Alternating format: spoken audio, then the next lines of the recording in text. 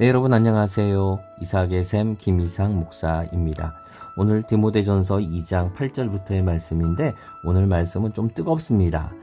논란과 논쟁이 많은 그런 말씀인데 한번 귀 기울이시면 좋을 것 같습니다. 2장 8절부터 15절의 말씀입니다. 그러므로 각 처에서 남자들이 분노와 다툼이 없이 거룩한 손을 들어 기도하기를 원하노라.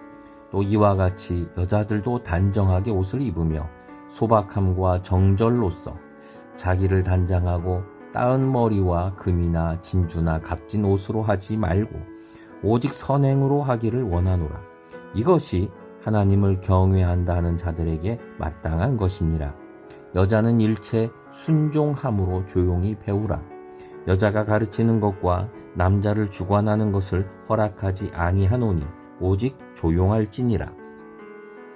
이는 아담이 먼저 지음을 받고 하와가 그 후며 아담이 속은 것이 아니고 여자가 속아 죄에 빠졌음이라.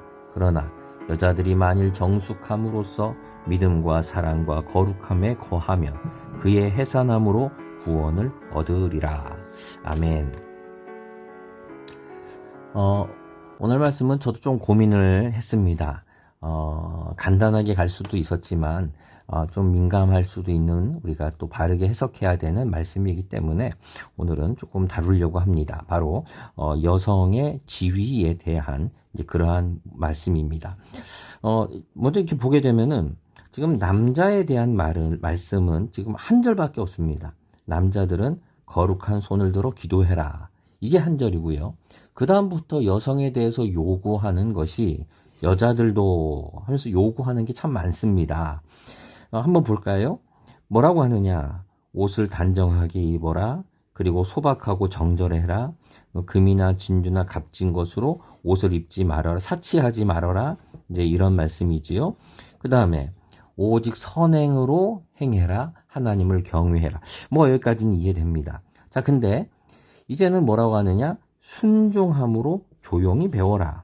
여자가 가르치는 것, 남자를 주관하는 것은 허락하지 아니하노니 오직 조용할지라. 조용히 해라라는 말을 자꾸 합니다. 여자들은 조용히 해라. 사실 이런 말씀 때문에 등장한 것이 여성 목사 안수는 이제 비성경적이다라고 얘기하는 이제 그러한 이제 신학자들이 이제 존재하게 된 이유가 여기 있습니다. 또 심지어는 여성에 대해서 이렇게까지 얘기를 하지요. 15절을 보면은 여자들이 정숙함으로 믿음, 사랑, 거룩함에 거하면 해산함으로 구원을 얻을 것이다. 이 마치 뭐라고 하느냐? 여자들은 출산이죠. 출산하고 그래야지 구원 얻는 것이다. 여자 할 일은 출산이고 중요한 거다. 지금 이렇게 얘기하는 것 같이 보여요. 그러니까 뭐 여성이 아기 낳는 기계도 아닌데 이렇게 해산을 이게 더 중요한 거야 라고 말하고, 벌써 본문만 해도 지금 9절부터 15절까지 지금 6절에 걸쳐서 여성에 대해서는 얘기를 하면서 7절인가요? 그러면서 남자에 대해서는 겨우 한 절, 딱 한 절 요구하는 게 참 짧아요. 자, 이러다 보니까 이게 성경이 여성에 대해서 좀 차별적이다. 그리고 남성 우월적이다 라고 하는 그러한 말을 듣게 됩니다. 뭐 여기까지는 참을 수도 있어요. 이건 아니다 말할 수 있어요. 근데 이렇게 이제 12절처럼 여성들은 조용히 해라. 이 말부터는 좀 찾기 힘들죠. 아니, 여자들은 조용히 해라. 가르치지 말어라. 남자를 그래서 리더십에 있어서 장로님, 당회에 들어가는 그런 리더십들은 여자는 안 된다. 지금 이렇게 얘기를 한다라고 생각을 하는 거죠. 그런 생각, 의문이 들지 않으십니까?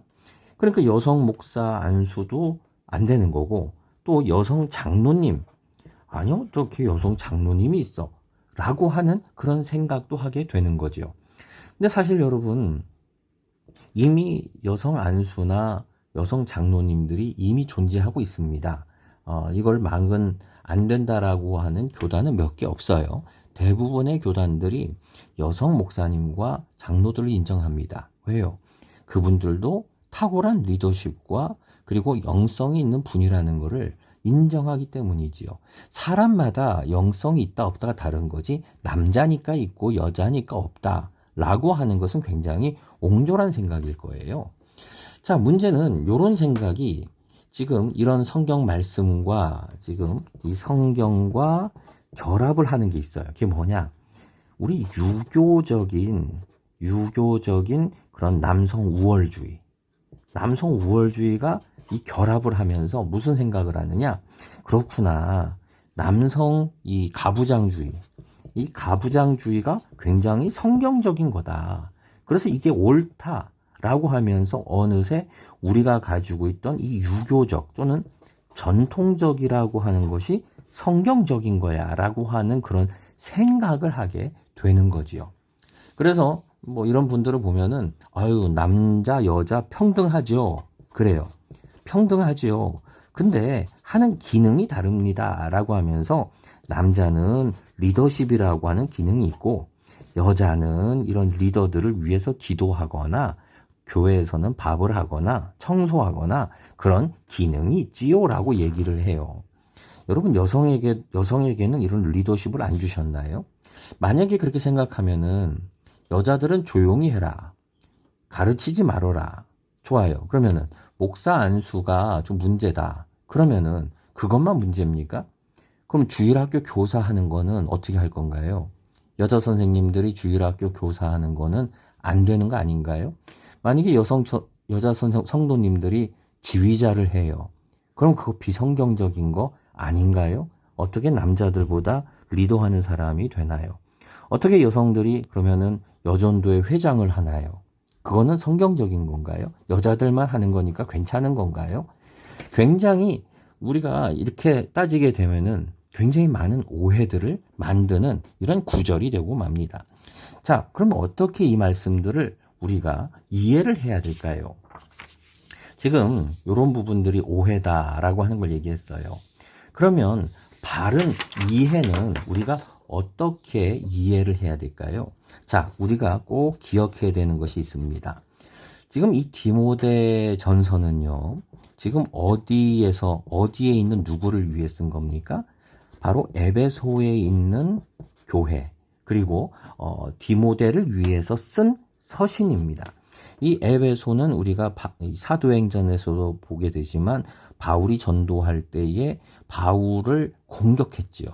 위대하다 아데미여, 위대하다 에베소여라고 하며 여신 숭배가 아주 많았던 곳입니다. 그리고 우리가 이 디모데전서 1장에서도 이미 얘기했지만 끝없는 족보와 그리고 신화, 논쟁 이런 거에 너희들 힘쓰지 마라 라고 하는 얘기를 이미 해주셨어요. 이 에베소 이 지역에 지금 이러한 우상 숭배도 많이 있었지만 쓸데없는 이러한 신화, 헛소리라는 거예요.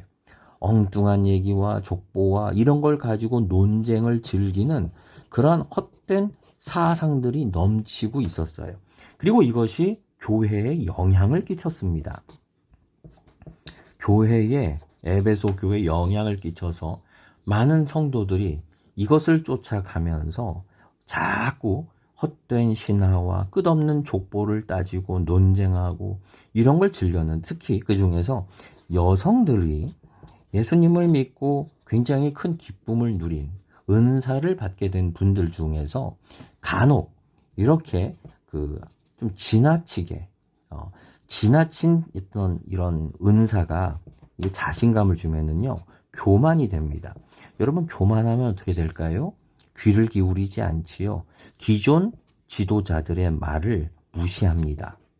무시하고 그리고 그 말에 대해서 논쟁 시비를 걸고 그러면서 굉장히 교회를 혼란스럽게 하는 트러블 메이커가 돼요. 문제를 일으키는 거죠. 이런 일들이 이 교회 안에서 에베소 안에서 자꾸 벌어지게 된 거예요. 사실 성경을 보면은 바울은 결코 여성을 비하하는 사람이 아닙니다. 사도행전을 보게 되면은요, 여기에서 그 교회 지도자들이 나옵니다. 근데 교회 지도자들 중에 가정교회, 조그마한 교회들이죠.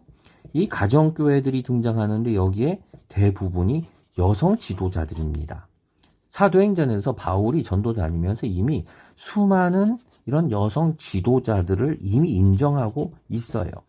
지금 로마서에 가면은요, 로마서에 가면 많은 그 성도들의 이름을 언급을 합니다.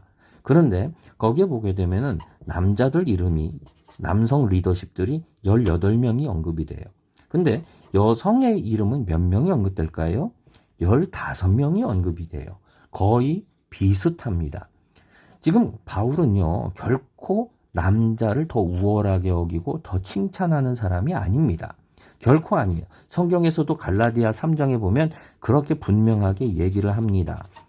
십자가 안에서, 복음 안에서 자유인이나 종이나, 그리고 또 뭐라고 하느냐, 여자나 남자나 모두 다 하나님의 백성이라고 하는 말을 합니다. 남자도 여자도 아무 차별이 없이 하나님의 백성이라는 거예요. 그랬던 사람이, 그런 바울이 결코 이렇게 여성 지도자들을 무시하거나 그럴 리가 없겠지요. 여기 있는 말씀은 바로 지금 이런 그 여성들에게 조용히 하라라고 하는 말은요, 바로 이런 사람들 때문이에요.